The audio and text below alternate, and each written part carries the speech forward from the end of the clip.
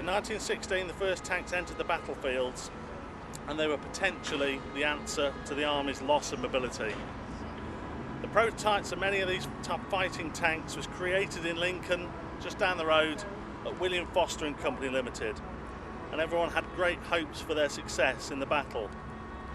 However, in those first months, on several occasions, they were put into battles they could never have won, led by commanding officers who didn't understand how to use them and are used against conditions that they could never have managed. In Lincoln, the design team led by Sir William Tritton and Walter Wilson carried on working, and all through the war the tanks were improved and redesigned, and Lincoln became Tank Town.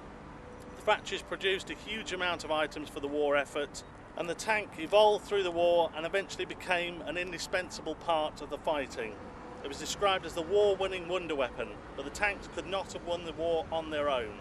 They did, however, give the Allies a chance to change the war, to change the character of the war. They gave us the ability to win that war and cut it short.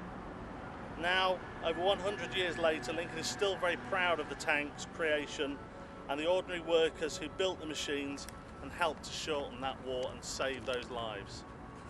On this day, the 7th of June, 1917, 105 years ago, at 3:10 in the morning, the British detonated 19 mines on the Messines Ridge, from Hill 60 in the north to Plug Street in the south.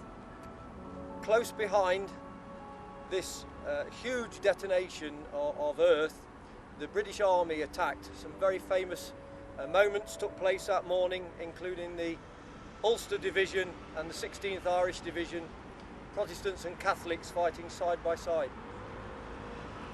The battle was also the first time that the Mark IV tank had seen offensive action in the Ypres area.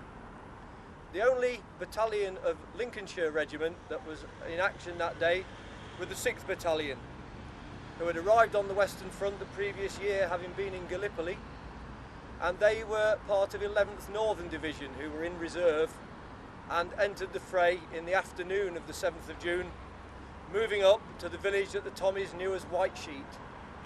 There, at about 5 o'clock in the afternoon, the regimental history states that with the assistance of tanks, this 6th Battalion, the Lincolnshire Regiment, halted in its tracks the Germans' first attempt at a counter-offensive that day. That is why we here in Lincoln remember our men of this county regiment that fought there and the tanks that were designed here, and many of whom were built here.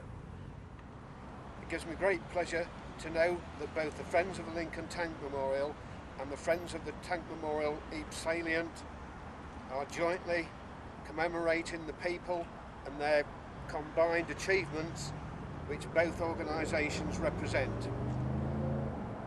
Furthermore, to realise that reciprocal wreaths and speeches are being placed and offered at both memorials simultaneously is most symbolic. Having attended the inauguration of your splendid memorial along with John Allen on behalf of our organisation, it just seems the most natural collaboration, and clearly that collaboration and connection is not only very much alive but very much revealed at both memorials today.